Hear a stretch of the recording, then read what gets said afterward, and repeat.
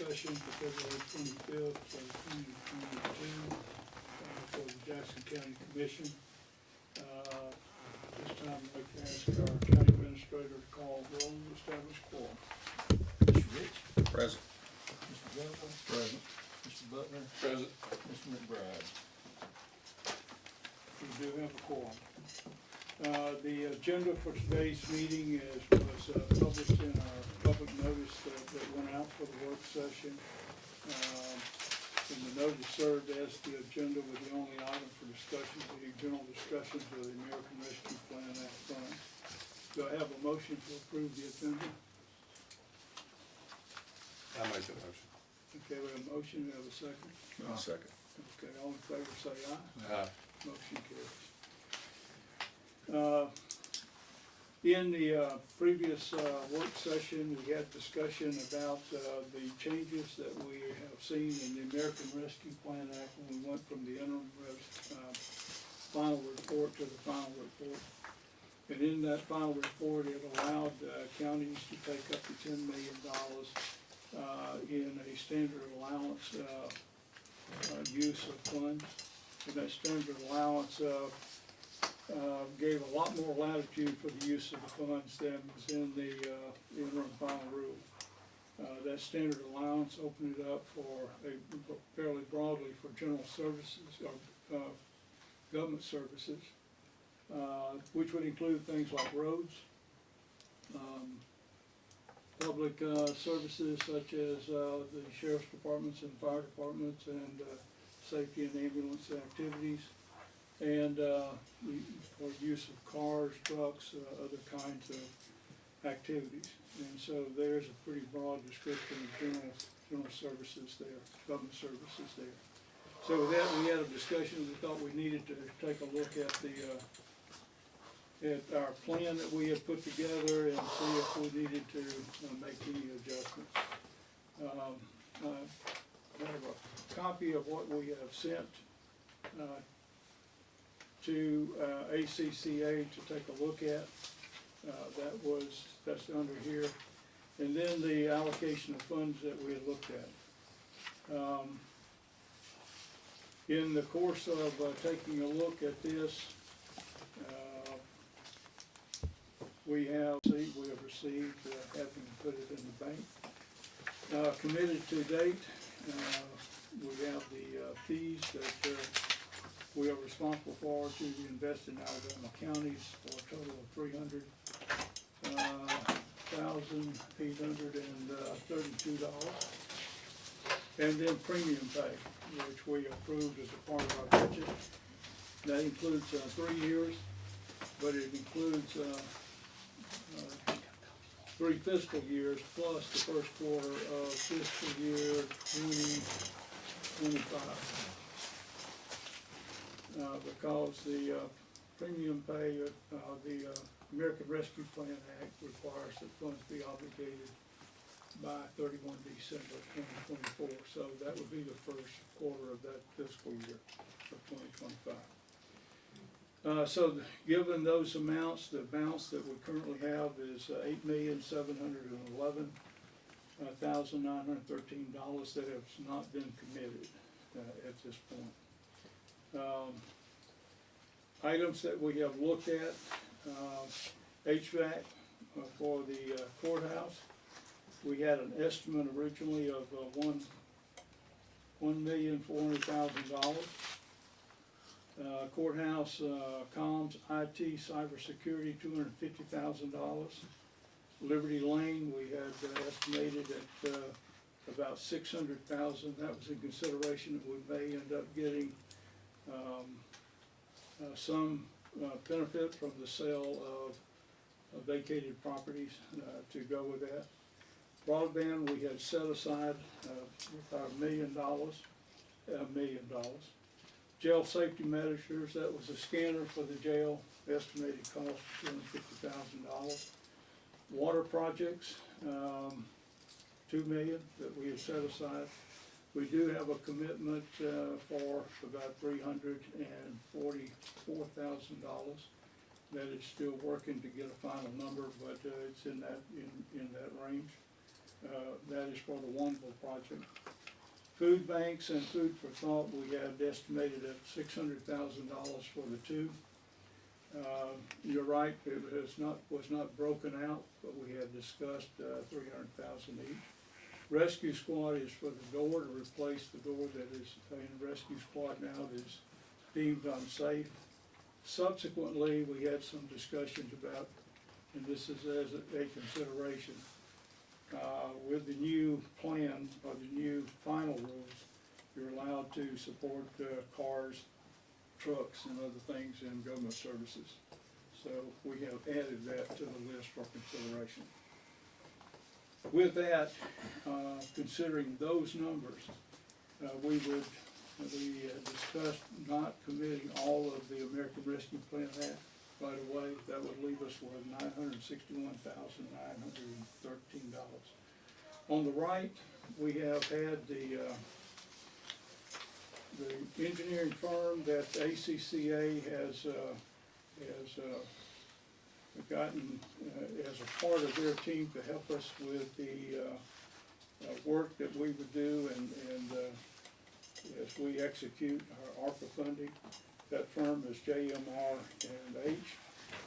They are supporting IAC and they will support us in doing engineering analysis. So they have come in and taken a look at the courthouse, done their engineering report of the courthouse. They have also come in and we asked them to take a look at the county jail regarding the court, whether we needed HVAC there. The estimate that they have given us and the engineering analysis on the courthouse is $1,050,500 compared to the $1.4 million that we had in our original estimate. We had done a quick estimate on the HVAC for the jail for them to consider. Their estimate, based on their review of the jail, would be $1,541,500. Now, of note, we have had another firm take a look and give us an estimate for the HVAC for the courthouse, and that estimate was approximately $1.4 million. And that was the basis of our original estimate. So with that, I'd like to open up for discussion of use of funds, particularly considering the broadening of the available uses for government services. I definitely think we need, since they've opened it up, and I've talked to some in Marshall County and DeKalb County, we've got decent roads. I mean, everywhere you turn, they're just griping about the roads. I've been here 10 years, that's been the number one complaint and the thing that we've had the biggest shortfall on. And, I mean, we're getting to the point on some of these roads that we're facing some real safety concerns. And I would like to us revisit every line item we have here and see what we can come up with to go toward our road system. Okay. I would agree, roads is the item that I get most calls about. I get quite a few a week. And it does provide that we can use ARPA funds for roads now. On our jail HVAC system, and I know the trouble with the courthouse because we're here all the time, but how expensive has our maintenance grown to be at the jail HVAC system? It was, well, all those units put in when the jail was built 25 years ago? I assume so. You have them updated since then. That's a large chunk of money to, if it's about to go out, you know, we may not have any choice, but, you know, if we can get a few more years out of it or do part of the work now and part later. The issue with the jail is it's not compliant to the COVID standards that we are now asked to be compliant with in our HVAC systems. So is this the stuff where it's the UV lighting for the? Yes. Okay. The standard that they looked at everything is the standard that they're looking, that IAC has this company looking at every HVAC system that's being looked at across the state. We had, when we were into discussions with the courthouse, they had mentioned the possibility of retrofitting the ductwork for the UV light treatment of the air, which would have been significantly less expensive. I mean, we could look at that option at the jail. Have we had, I don't think we've had a single prisoner in the jail with COVID through the height of the pandemic. We've had one. So they went 2.5 years Yeah. without a single COVID case. Now, we have had, Now, our staff's done a great Staff. job, I mean, you know, Right. but, and by the way, we ought to acknowledge that has been a great job. That is just about unheard of, to have gotten 2.5 years without a prisoner having a COVID case. I think it's certainly fair. I do think we need to look at the jail though to see if we can bring it, it's just my view, bring it up to some standard of air circulation, recirculation, and particularly putting the capability in the lighting system as you recirculate if you're able to kill the pathogen in the air. So, courthouse IT, cybersecurity,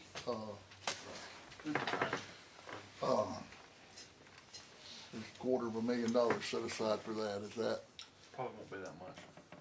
We went high on that, just to look at, and this would be a complete overhaul of the system put in 2013 or 14, wasn't it?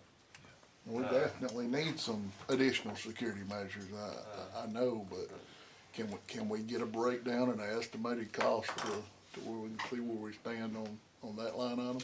So the biggest issue is our phone and internet system. It was a 7-year-old system when it was put in. We're just slowly falling behind with phone quality. You can ask the sheriff and other departments.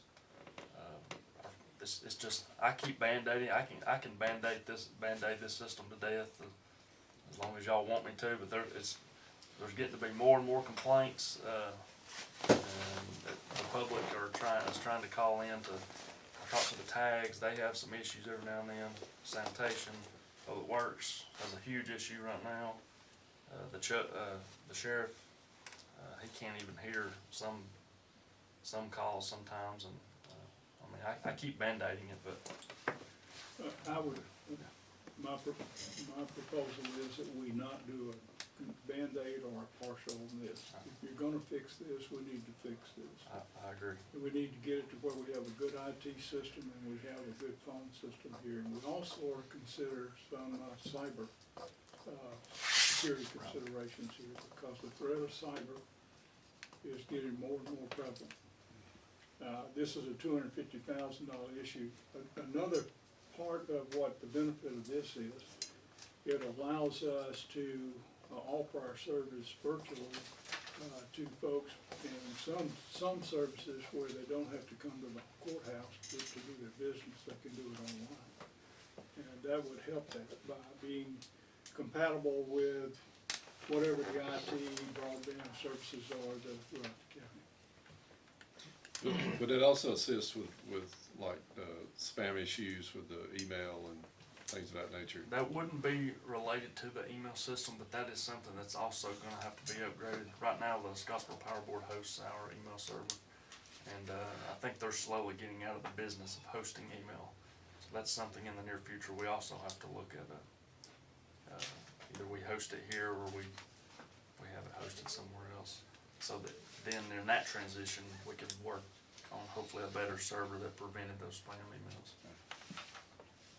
I think it would be a good idea for us to put together a worksheet that spelled out each thing in this IT system and a best guess cost for each item where we can.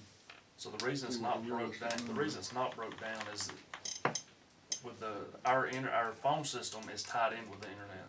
So we can't just replace one of it, but when we replace it all, it's gotta all go. So we can all have, if we wanna stay on the phone system where we're all interconnected the way what we have right now. Can we get estimated costs for that changeover? Yep. And Yeah, so the we'll know.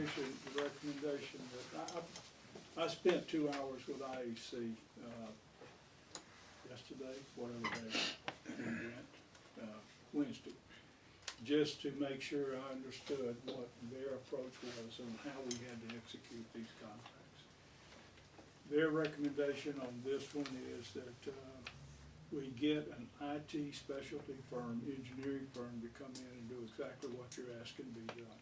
Give the specific specs on what would have to go in place to comply with what we want to do, and then break down the cost with us, for that item.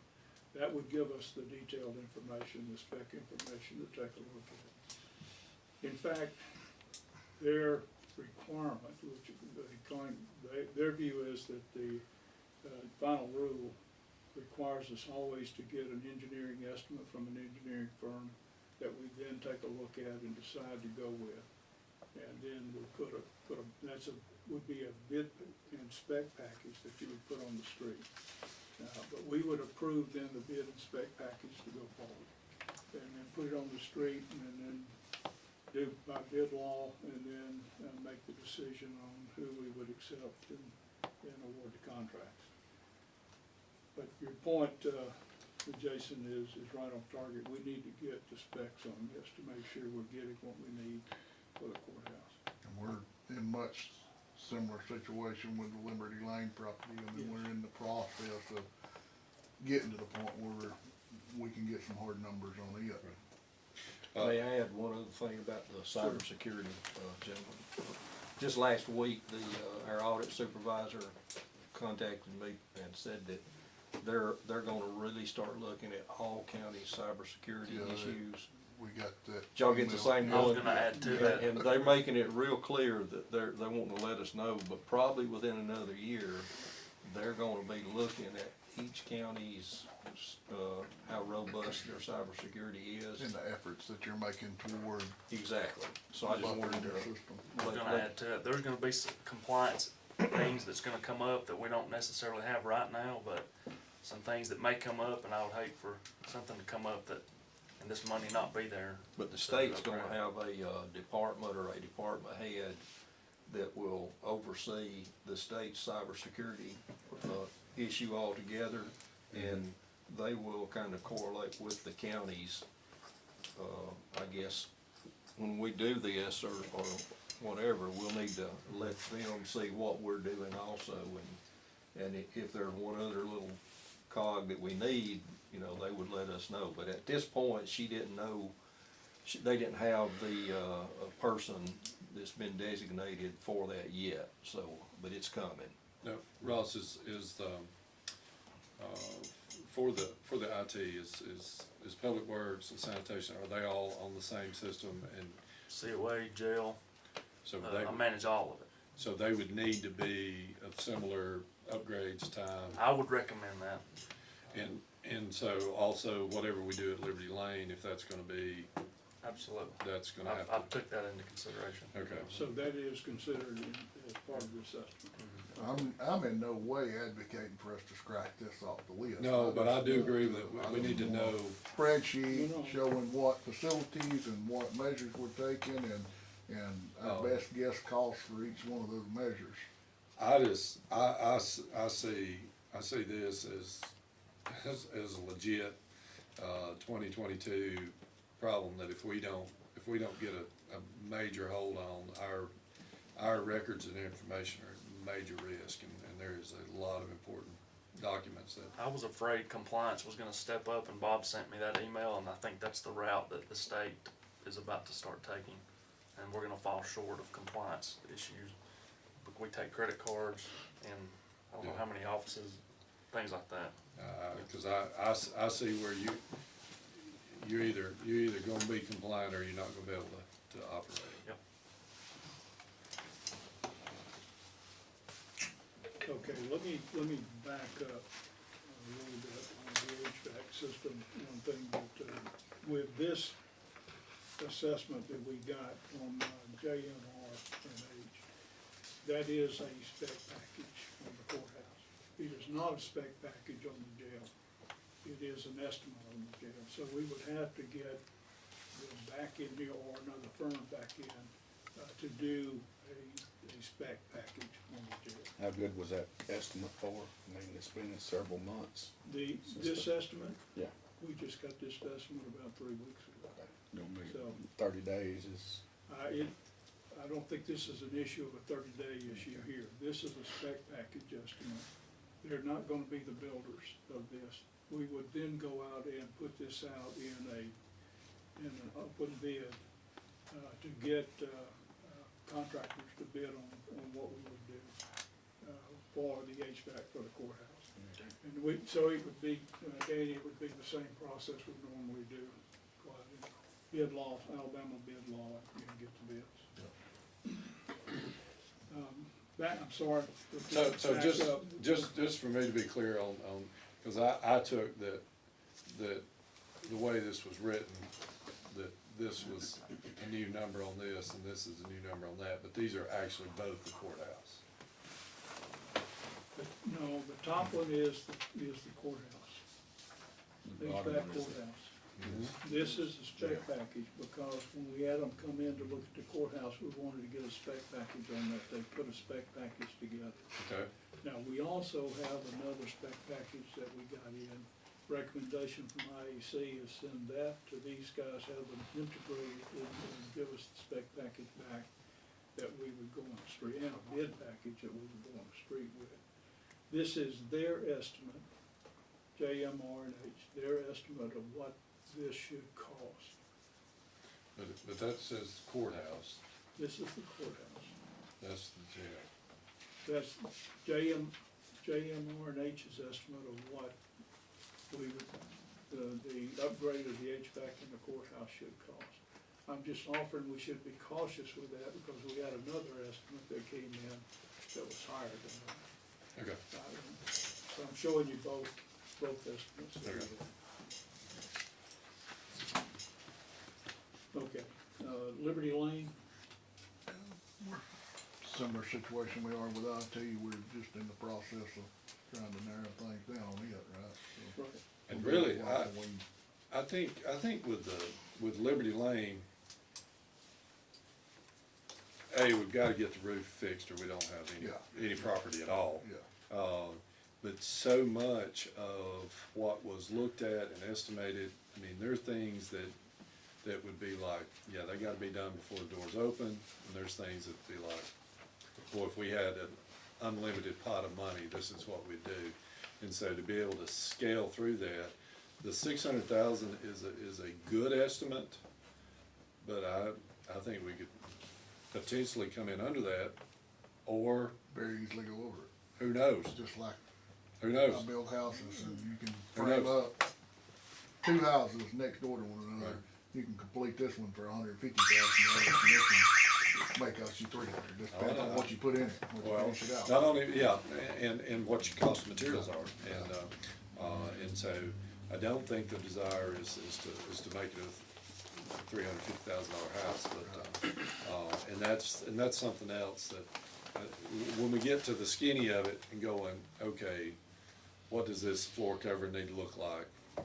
What, like one of the big ticket items was sound dampening for the building.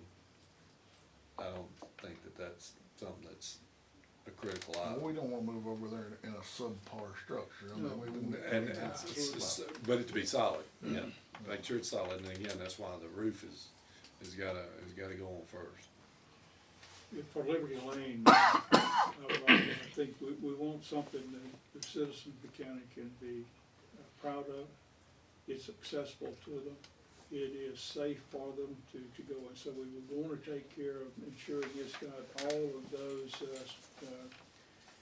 features inside, whether it's HVAC or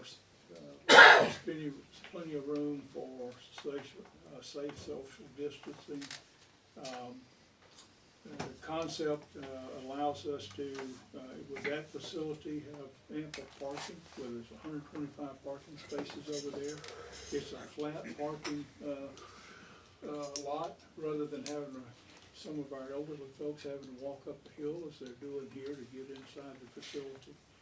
A point that we have looked at is previously when we looked at it, there was a lot of renovation required for the whole building. It wasn't required for the whole building.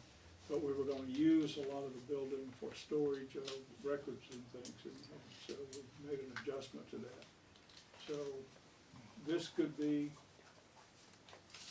close to a good cost to do the design work that we would need to do this. I look forward to getting some hard numbers on that and getting a contractor, bid out and getting a project started on that, cause It's gonna be a good ad. This is, once again, a case of IAC says what we need to do is get an engineering firm, an architectural firm to go in and do the architectural work, give us the design back and give us a bid and spec package that we can put on the street, for that. The bid packet, has it already come back, No, for Liberty Lane? yeah, for No, the roof?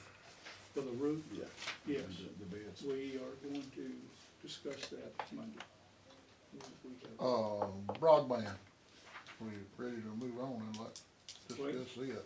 It's, I think we need to keep this as an on hold, because of what's going on in the state right now, That's State right, yeah, House, that's right. there's a chance that Yeah. we may not have to put anything to Right, it. right. And do we know what percentage, I mean, I know the areas that we don't have coverage, but do we have a mailbox count? Do we know how many Yeah, households? yeah, they know how many, Farmers knows how many households that are between Dutton, it's the area between Dutton and Langston. Originally, they were looking at Dutton to, down below, section, Macedonia area. But, if this new package holds up in the legislature, where in that package is that they're expanding the amount of grant money available, and we heard that discussion the other day, but that package would go from 35% grant money to 80% grant money. That makes a big If difference. it goes to 80%, we would not need to hold this, And then there's apply this also money to some this. federal dollars that's possible Yeah. to come available, so, yeah, I would think we don't need to make any promises at all to any broadband. Any of these areas were easy to do, they'd done been done.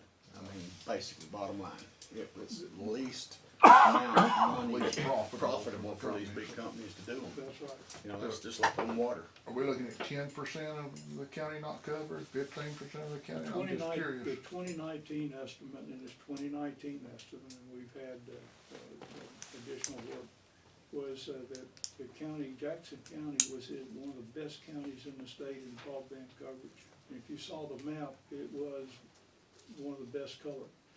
And that was that we were at 70% of households in area covered. 70% in 2019. Yeah, and And remember that's due greatly to our North Alabama Electric Co-op Yeah, we got receiving it. a grant for, I think it was $19.2 million and serviced all of their customers, which covered A big chunk. 3/4, well, half. And it's acknowledged 60% that of they, Jackson County. it is acknowledged that they just about have, well, they have just a few areas that yet to be where broadband is not provided, but they did a great job of They got covering the everything county. north of the river except for Scottsboro, which done their own, so they done Yeah. an exceptional job. And the problem with Dutton section and Langston is they were covered by CenturyLink, CenturyLink. And they they, were sold. yeah. And the Long Island area, AT&T. Using it. Well, I have talked, I've had some discussions with North Alabama Electric about whether there's a chance that they could cover Long Island down Hawkeye. Can't speak for them, but there's an opportunity that could be covered. The issue, and you're right, with a lot of the uncovered areas is that there was, the density of houses in the areas was not great enough that as they run in the fiber that they were gonna have, they were gonna be profitable. I look at an area like Langston, I mean, if you had broadband in Langston, I mean, that's another just beautiful spot that could be easily developed if you had that 21st century capability there. We can't use that reasoning for some of these dollars. I understand, but. But you're right. But I think Yeah.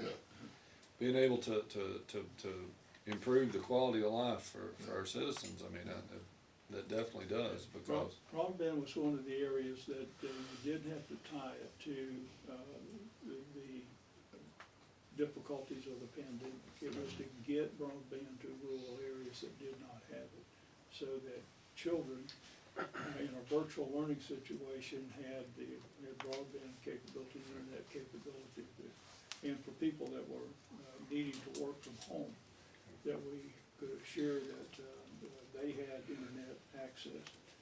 because the Dutton section, Macedonia area has internet access, or had internet access, but because it was, the infrastructure wasn't good enough, when you had peak usage, you might as well not have it. You just watch the little spiral, so. The farmers is looking at, as I said, if, trying to cover the whole area from Dutton all the way down to Langston with grant opportunity, and it would, 80% would make it, very appropriate for them to cover that area. And So there's a possibility that $1 million may be able to go back into Exactly. us choosing a better source I of would use pro- of it. And I would propose that we sort of leave it, it's sort of a placeholder there with the idea that it goes back into usage for other needed activities. Like roads. Like roads.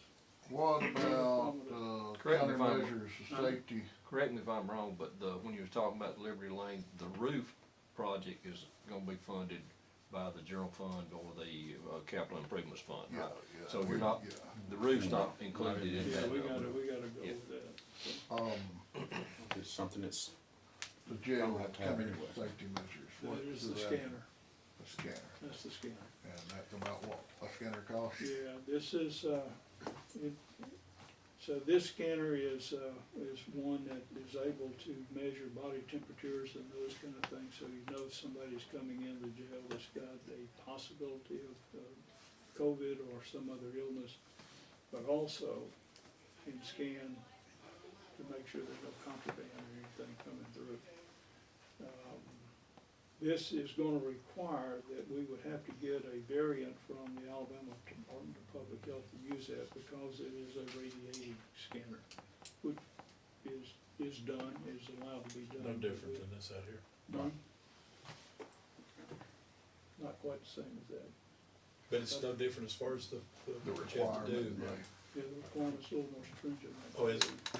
I believe that's what Maybe. I understood how it was formed.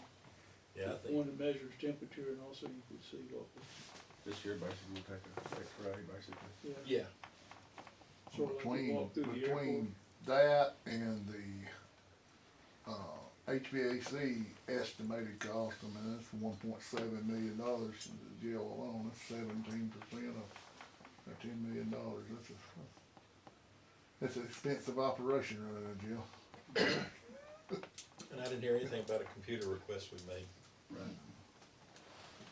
If we just had perfect citizens, we wouldn't need a jail. So, where are we on the scanner?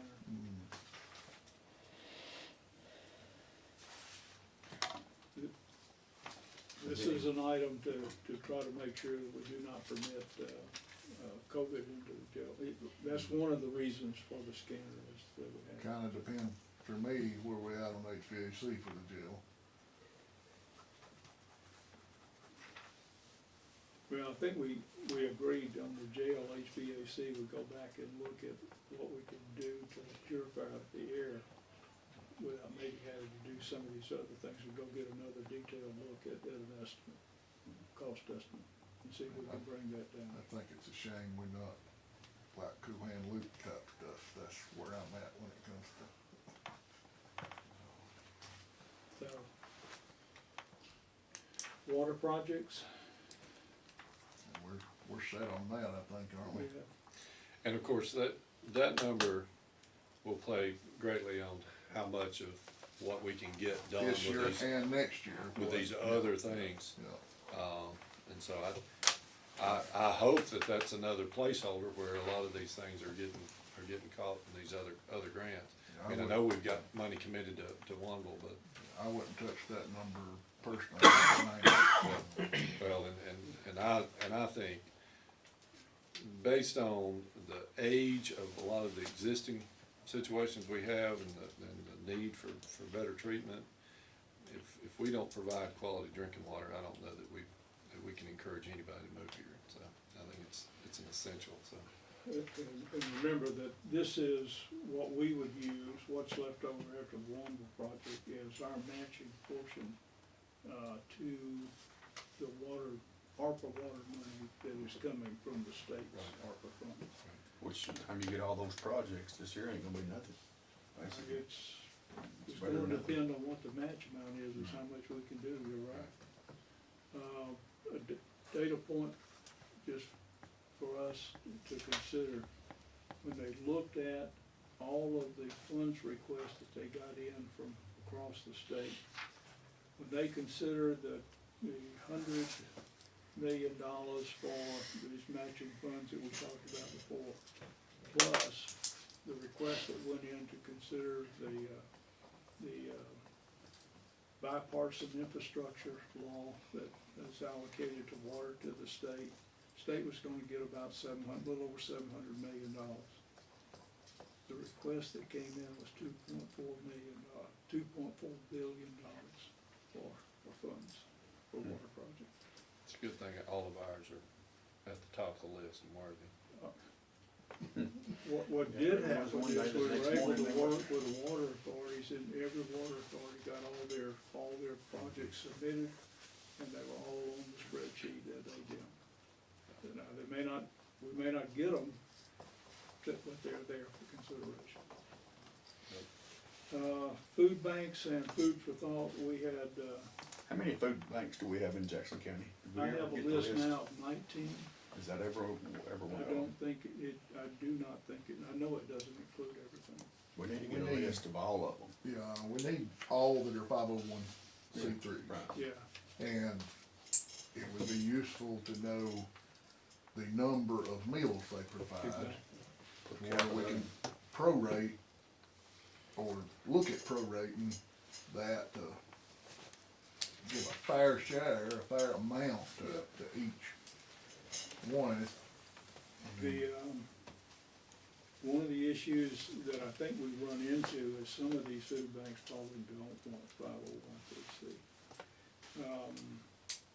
A number of those are gonna be church food banks that are getting probably adequate, in their minds, adequate donations, and they're covering, and so they'll take care of themselves. But I agree, it would be nice to even have them, so that we knew food banks across the county, how many we have, and the number of people that they are supporting. But according to this, you've got to have the 501c to use it.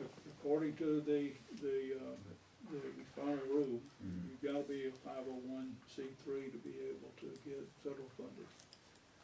They would not allow the funding to go to religious institutions.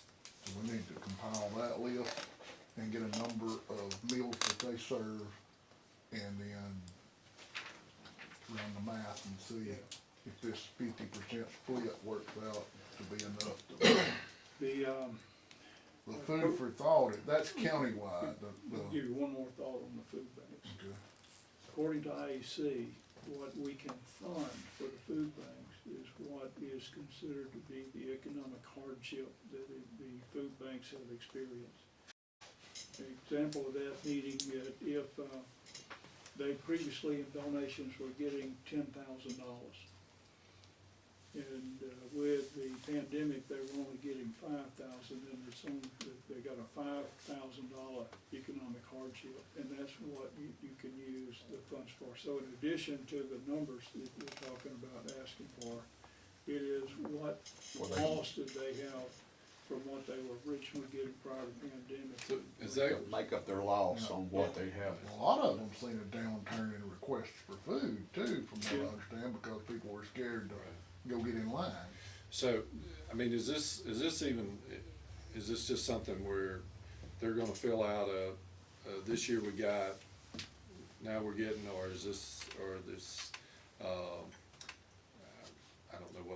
accounting would be, but would there be accounting measures that we could look at for each of, or are they even required to do that? I don't know if they're even required to do that, like the numbers y'all are talking about, getting the number of meals they're providing, and what their funding was before COVID, and then what it is after COVID, that economic hardship part, as I understand it, that's really all we can do with this money. Right. Is Well, just I mean, make up I'm the- just, and of course, playing devil's advocate, and surely nobody running a food bank is in it for any unscrupulous, but I'd hate for somebody to say, Yeah. oh, we've been getting 50,000 and we only got 10,000 last, Yeah. and them not even get 10,000 annually. Yeah. So, With them being a 501c3, I would think there would be a certain amount of record keeping that would have to be maintained annually. At least the ones I've talked to, and the one we got from Skyline, they had very detailed records of it, and they're required, by the way, to do that. They're required to keep a record of who is eligible for food banks and have to be on their rolls whenever they come through and to there's, get food distribution. and there's some very good projects. I mean, the three of us, well, and Kevin participated too, we worked with that food distribution at Rosalie that time, where there was no sign up, no, just come get, which there was a lot of that going on as well. And obviously that's not a food bank, but, The yeah. Food for Thought, is that county-wide? Now, do they contribute to the Nourish One Child Scottsboro? Yeah, How it's is all that? part of the. All the same thing. Yeah, it's the same thing. And they serve 900 and some odd? As of the last count I got from Mary Kay Paulson, there were over 990 students in Jackson County that were requesting food assistance on the weekends. So is this the same thing as the Pacer Pack deal? It's that backpack program that they have where they are loading backpacks with foods and giving them to the kids to carry. You know, it's the same program, I don't know that it's the same numbers. Yeah. How many weeks is school? 36 weeks. 36 weeks, so they're probably sending 36,000, almost over 30,000 meals home, or Yeah. food packets Well, home. it's a weekend's worth of food. The other part of that discussion is, they have not, with the funding they've been getting, not been able to do very well with protein-based foods. There's a need for that. Well, and that's the most expensive part of it. And, I would suggest that we get Food for Thought, Nourish One Child, who've been here, sit down and talk with us. They do have the list of all of their distribution points in the schools, well, they're serving all the schools in the county. But, they do have their records of how many students per school. Now, with them, is it an offset loss situation again, or would they be different? It, yes, it is, in terms, I think with them, what the discussion I had was, what do they need to provide the nourishment, meals for the students over the weekend, and what are they able to cover? And then, so therefore. That was what my is- question, what is their current ability to do, and then what's not being done because they're not able to meet that? What IAC calls all this that we're talking about is what they call the risk assessment. And the risk is what is the need versus, what they're getting contributions now. The rescue squad, I think we all know what that is, that's that, The door. Can we not go ahead and cut that check? hmm? Can we not go ahead and cut that check? We haven't cut it yet, we're waiting on this discussion, but, they haven't had to use it yet. I have, talked to, the rescue squad and told them that the money is there. On this, this will be a grant to a subrecipient, and so we'll have to do a resolution with the grant that what it's for. They then would do the contracting, and they would have to, given us $30,000, they would, go out and do the bid law. So all we need to do on this one is do a resolution and move this money.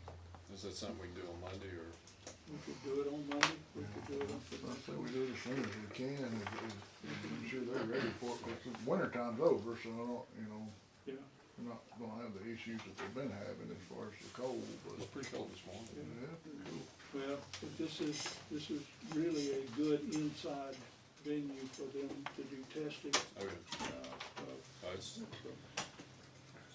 good use of space. Sheriff's cars, we added after we had our discussion last time as a consideration, because it is one of the items that is available, for, under the new final rule With to be roads, considered. Huh? with roads also. With, Don't forget about roads. Danny, I'm not gonna forget about roads. I get enough calls on roads. I think we all get our calls on roads.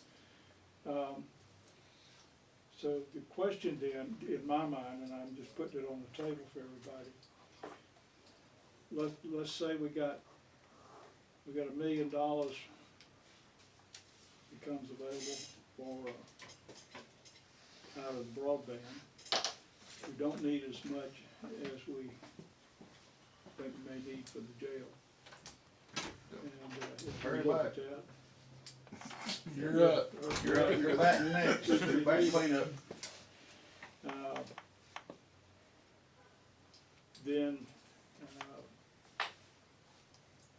we need to consider roads, and is there anything else we need to consider? I'd like to, if we could, put as many as 2 million on the roads. We gotta do something. I don't know, I know you've looked through this thing, but I got a headache looking through it. You can read that thing and then you go back and try to find something you read. Well, that's what all the tabs in here trying to help me find stuff and flip back and forth, but I did see some things that, but since we done the $10 million resolution thing, some of this can go in the garbage can as far as Yeah, trying to cipher. all the detail stuff you Right. can. That's right. So, we need to wait for Jonathan to get back, but the question on the roads is, We need to how do, much can we do per year? for us to get a sustainable road system and get out of regression, which where we're at, I think the numbers were 13 miles per year on our, major minor collectors, which we're almost accomplishing that with our, rebuild money and our federal grant money. And then 50 miles of road for our secondary roads, which is where we have a shortfall in revenue for those secondary roads.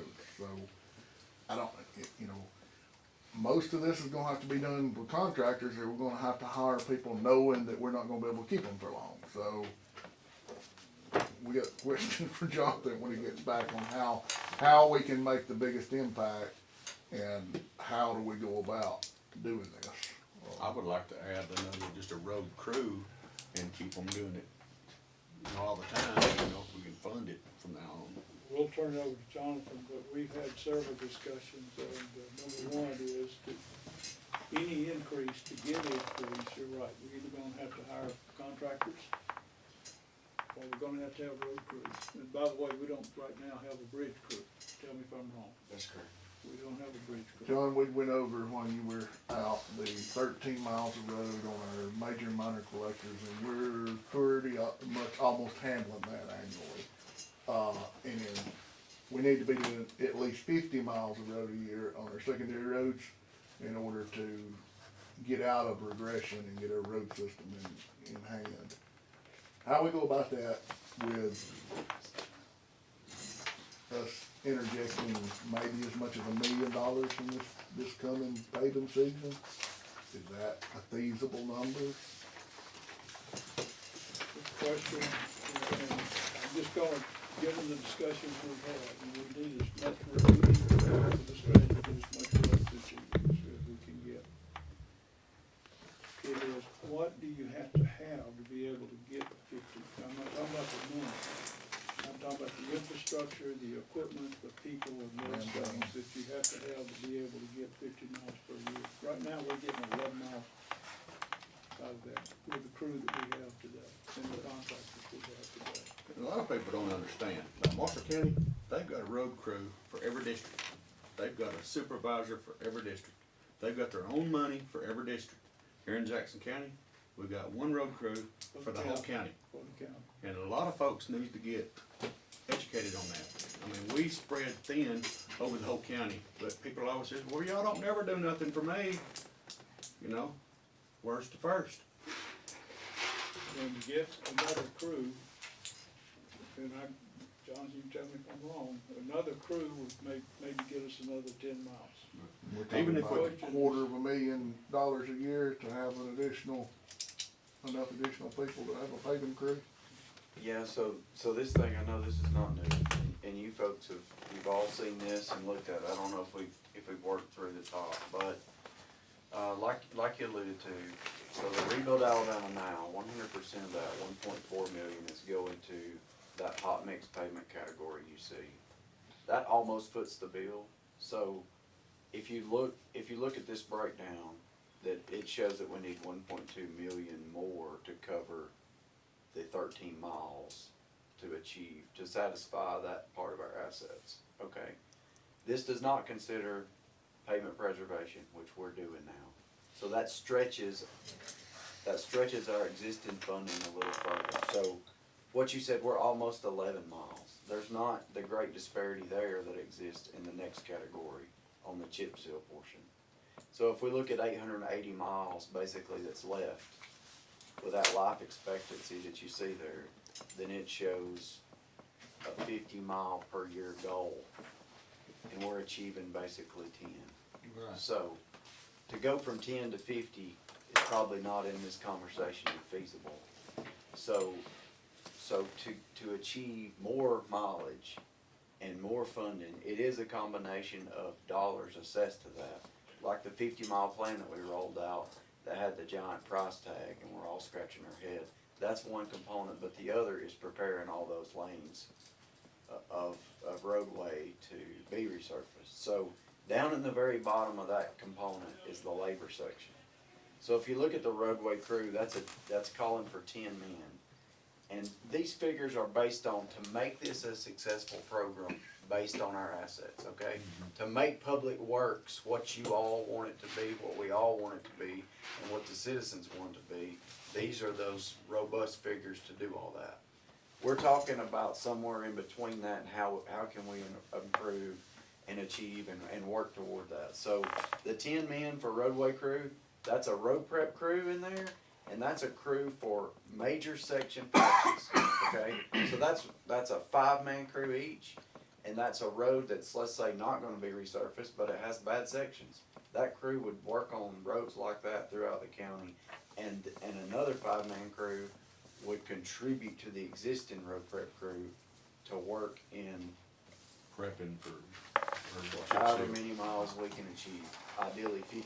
So the bridge crew, the labor that's on the bridge crew, now we stop doing something and do something else. So the projects that you've seen on bridge rehabilitations, like 118, like 82 out at Larketsville, like Matheny Bridge rehabilitation. So projects similar to that, then we take guys and stop working on road projects now and go on a bridge when we get to just the ultimate, the barricades are gonna go up. So the stats on bridges there's another 1 million in bridge replacements, because there's 100 bridges, over 100 bridges that are over 50 years old.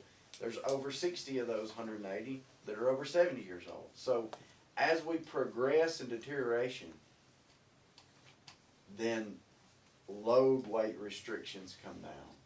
Then we start impacting cargo, and we start impacting commerce. And when we get to 15 tons, then the school bus can't cross, and the garbage truck can't cross. And when we get down to 3 tons, well, we gotta be particular then about what cars can cross. So there's some SUVs way. So there's a handful of bridges that are on the cusp of that now, and there's no bridge work taking place, okay?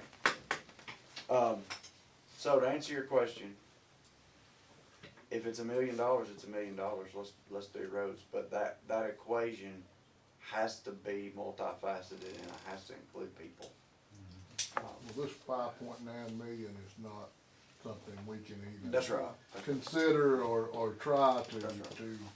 to fix. I mean, that's something that's gonna have to be fixed, at the ballot box or through reallocation or something. We're just gonna have to figure out, we're gonna put $500,000, $750,000 or what over the course of the next 3 years, 2 years, whatever, into the road system to try to make it somewhat better. Yes, sir. I would propose that we really try to set a realistic, achievable number that we can do. A 50-mile, there's no way we can give 50-mile, and I would hate to promise the citizens of the county something and underperform, and it's gonna be worse. But we've gotta stretch from 10 miles, 11 miles per year to something better than that. Is there any equipment that we need to purchase to make us doing our own chipping and sealing a better option yeah. for us? The main, we don't have the best equipment for chip seal paving, there's no mistake on that. The main thing is that the folks that we have can do anything, but they have to do it routinely, so Right. when it comes to paving, they need to There's a start in learning May curve, yeah. and not stop till October, and then yes, there may be some equipment changes, it's old and dated, you know, just because we've been in a situation where we can't do everything, and the I've contract been to here that. 10 years, and the distributor and Yeah. stuff that we had then, Yeah. and it's still the same stuff, Right. you know, Keep this in mind, you're looking at 12 to 14 people to run a paving operation, so it's a major drain on personnel. We don't have the best equipment. By doing it sparingly ourselves, it takes some practice, so that's always lend itself best to contract work. The other side of that coin is we're at the contractor's mercy on when they actually show up yeah, to. yeah, we've seen some heartburn over that this past paving season, when we had decided to do 27 miles with it, is the most we had ever, or had passed in 10 or 12 years. That's right. And we've been doing 0 and 8 and 6, and we got half of it done because we were shorthanded on getting our prep done, and then we were kinda at the mercy of the contractor, so what's the best approach for us being able to interject some money into the public works department and us changing what we're getting done, I think the best approach would be at least a five-man crew, like a road prep crew, but just please keep in mind that that's gonna have to be a distribution, you know. I'm not necessarily talking about just 5 entry-level positions. It would need to be a distribution of 3s, 2s, and 1s that we can allocate toward making that road prep crew.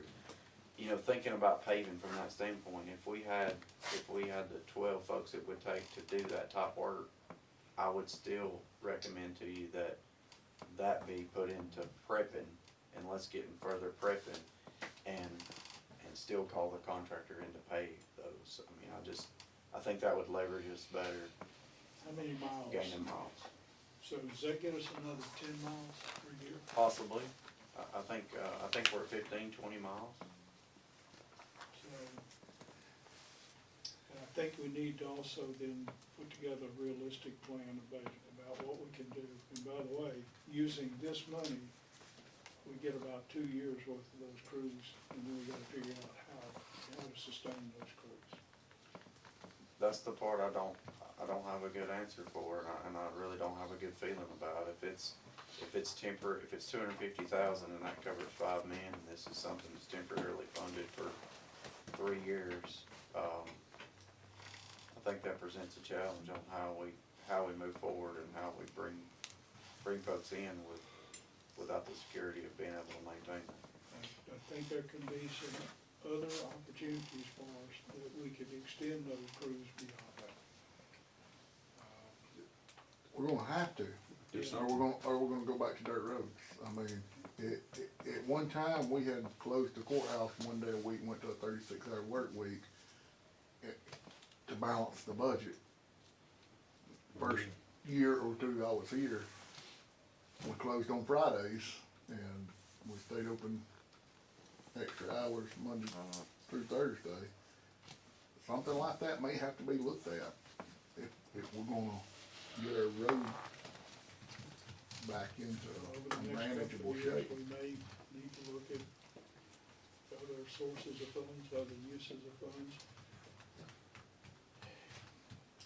Maybe Jackson County grows a little bit in terms of rooftops, and where do we put the rooftop money that comes in ad valorem? We start putting it focused on this. Mr. Campbell, I would like for you to put us together some type of proposal on adding at least 5 people and what that looks like, and what our materials, what pricing would go up, you know, that's gonna affect. If you got additional folks, you're gonna have additional materials and automobiles and equipment, and, you know, trying to consider all that. And if we put $1 million into public works, that's $250,000 a year for 4 years. That get We gotta obligate that money in before 2 years. December 2024, so, 31, yeah, 2024. so 3 years, 3.5 years, yeah, so. But we have to, December 2026 to have it spent, that's just if it's, Yeah, it's got, it expended. that's by- just if it's contract, but. Yeah, the contract expend, the money has to be expended by 31 December 2026. Would that Obligated count for by payroll as well, or is that just contract? That's expending the money. Now, that's a question, because on our premium pay, we were not able to put money into the pay of people, beyond, 2024, 31 December, that was premium pay. So that's a fair question, we need to go back and see if we can pay people beyond that. Right. But we could do other government services and offset costs if we obligate. I would like also to consider, as you put together the plan, that we are about 2/3 of the year behind schedule on 2021 funding. Where are we in executing? On the road that we chose last calendar year, Yeah, Oh. so, We'll finish that in June, July? yeah, you're talking on, local roads? yeah, how much of you've got prepped and ready for a contractor once We got not planned season, in. paving season kicks off?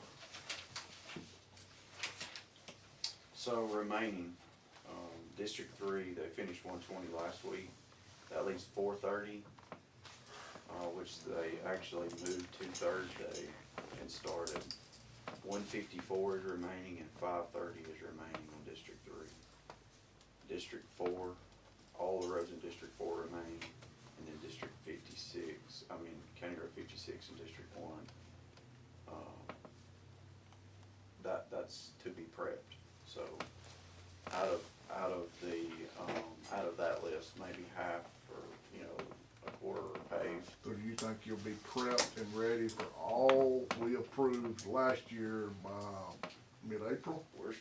We're shooting for May, June to hopefully be ready, and prepping is step one, but then we also have to stockpile all the aggregate material, so,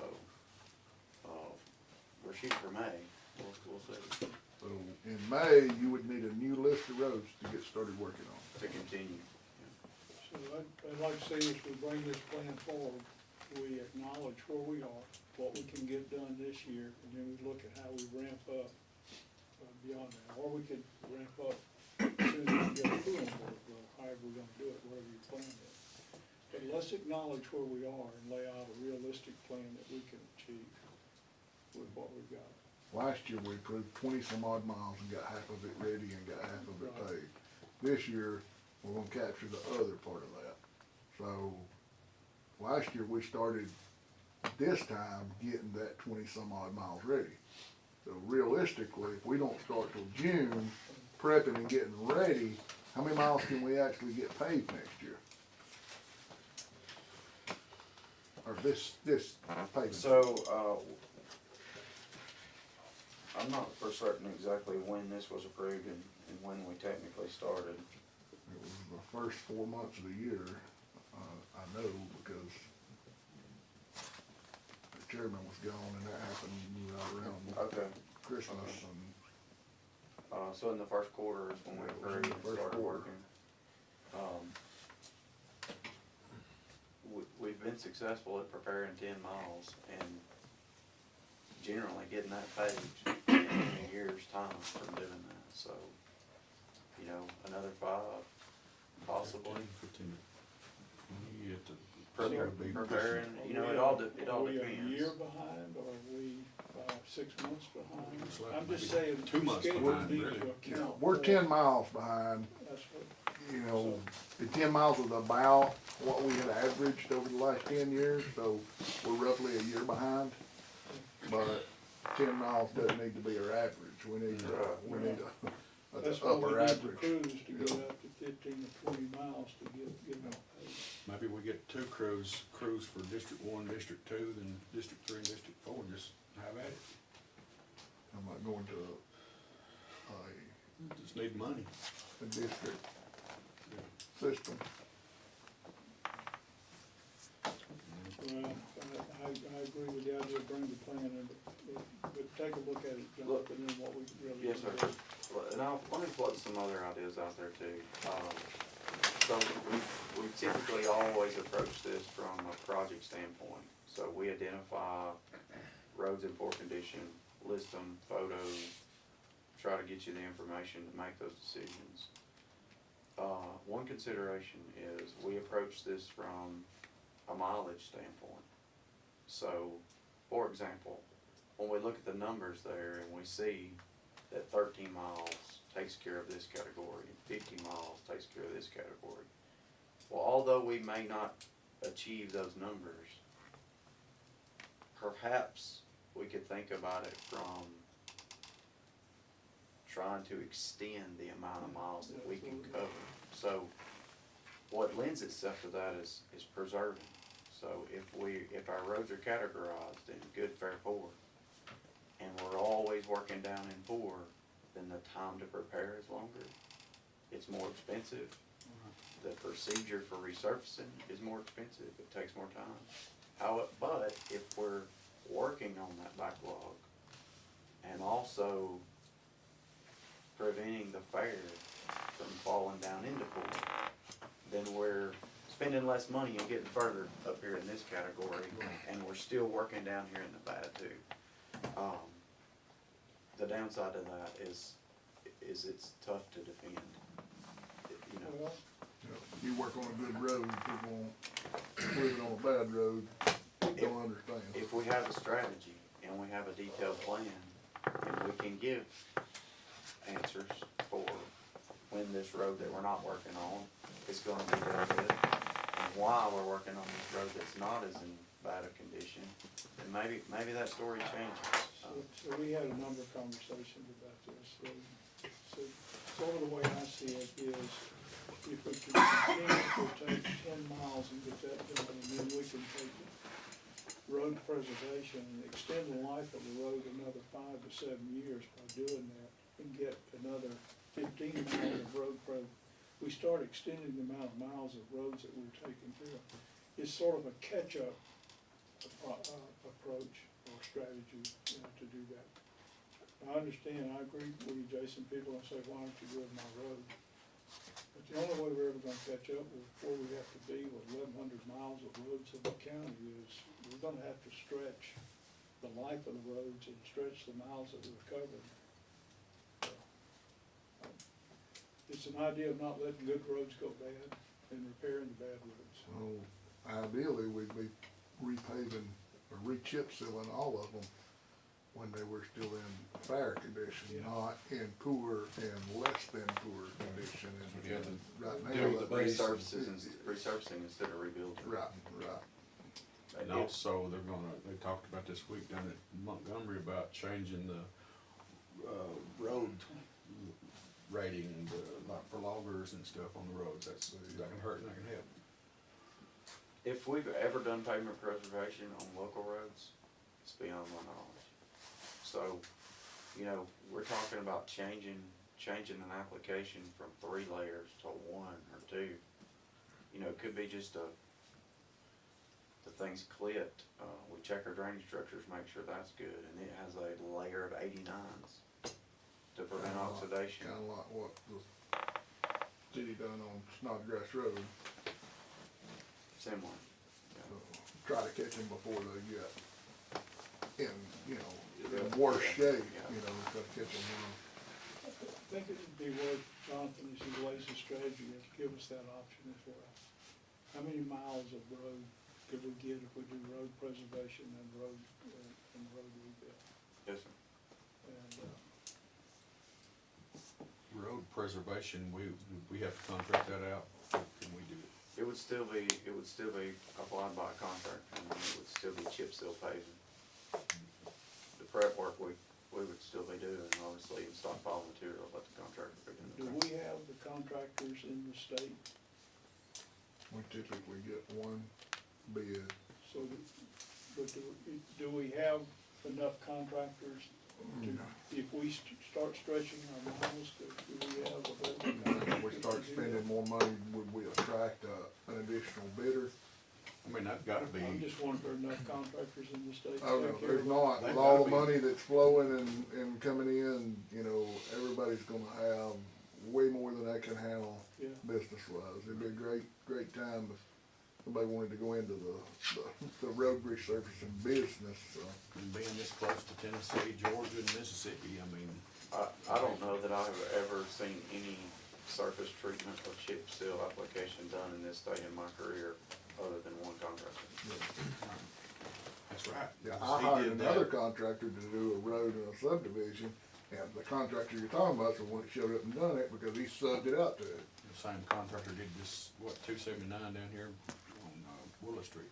Typically, there's only 2 other road builders that do hot mix asphalt that's gonna work in the county, and it comes down to logistics. When we're talking about that, it comes down to material logistics. So if the quarry's here, they're ultimately gonna be the low bidder regardless, so. Jonathan, one last question for me. So considering what we've asked you to do, one crew and getting the miles that crew could do, 250K for a crew. And we're doing about 350K for 10 miles, right? Am I wrong? That's correct. So we're looking at about 600K. If we could get that, and put that up to roads. That's, just remember, that's material and, labor and equipment only. So Okay. that's just the contractor component. So, and what else do we need? So what's the number? So we're talking? We already have basically a built-in budget for that 10 miles. So as we exceed that 10 miles, the number that's listed at 61.5 a mile instead of 35,000 a mile. So if you're talking about 10 miles of that, you're over $600,000 for those 10 miles. Okay, I guess I don't quite understand. We're trying to give you, is how much can a one-man crew, additional one-man crew do, is the way I see That's it. what we said, this is what it costs per mile, Yeah. so if we had 10 miles of that, it's Okay, gonna be, okay, I it's got gonna it. be, We basically have a budgeted amount of materials now, and the 10 miles that we've been doing every year, we're able to cover that with what we have budgeted. We just come So forward, just bring the number back. yeah, we just come forward with the labor and equipment costs. so to add the 10 miles would be approximately 1.2 million to get that done, cause it's 600,000 in material for the contractor, well, the contractor cost and then 600,000 for the material. So you gotta figure if the cost, increase the materials. And then we gotta consider the bridge project, you know, Yeah, but well, the thing is, they're not popular because it's right here, you're not covering a lot of ground, but they're not, when it's but not there anymore. Yeah. When When that bridge falls down, when Oh, yeah. when the barricades go up, but with with the extra crew members, then, you know, Remember to- the options there, you can change gears and you can have more personnel. Another thing to remember too, like now in the times, and the struggles that are taking place now, we're down to 8 people. So, Yeah. you know, you fill in 8 people and we add the crew you're talking about, I mean, you've got a different world, you know, things Get a lot done. things can happen differently than 20 men, boots on the ground, trying to deal with 1,000 miles. It just don't work. And when people call, I had a lady call the other night, wanting to know why her ditch wasn't put in, why her tile wasn't put in. I tried to explain it to her, about her, you know, her boots on the ground versus 53,000 people. Well, you take situations like February, 3 years ago, we know what that costs. Well, 5 inches of rain in a handful of days, that's gonna be a problem. So, you know, what they're faced with is the phone ringing off the hook, like we all experience. But then those folks have to triage and go out and see who really can't get in and out, you know, if what they describe's proper, and put everything in order and allocate folks to that. And so, it's extremely challenging, not just for the folks that answer the calls, but the folks that schedule the work and do the work. And when it boils over, it makes it to you guys, and we have a conversation, and most of the time when we talk, you're understanding. You've already given them some information that's usually always right, and so I thank you for that, and I appreciate your understanding and patience with us, in the situation we're in right now. And if we can add more workers for road crews, that would help the morale of the ones we've got working currently and making, you know, everybody be more productive. It's stressful, you know, they have to take their victories in small little battles, Right. you know, but maintaining a positive morale and work environment,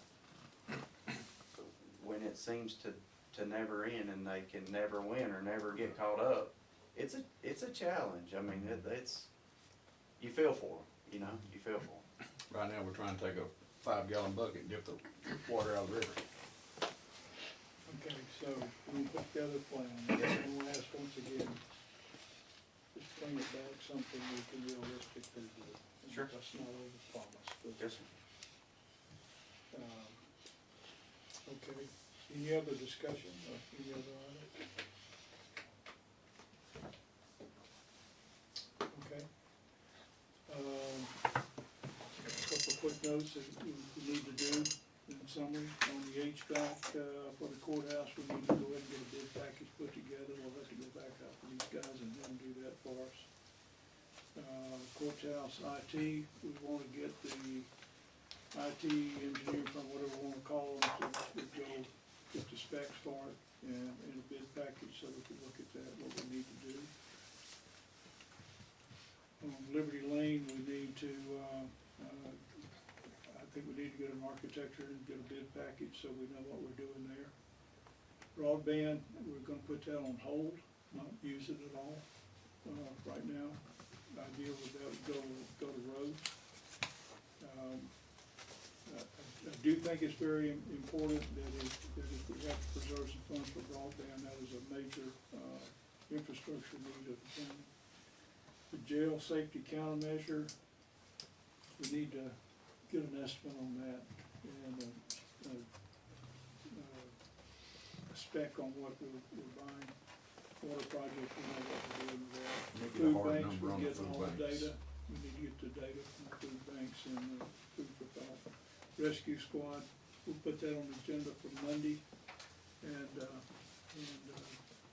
maybe at a point now where we add it Monday, to go ahead and get a resolution, a motion to approve that and get that out. Okay? Sounds good. Go All right. team. Appreciate everybody being here today. Make a motion to adjourn. Gosh, you got a hit on me, Danny. Okay. Have a second? I'll second them. All in favor, say aye. Motion carries. Jonathan?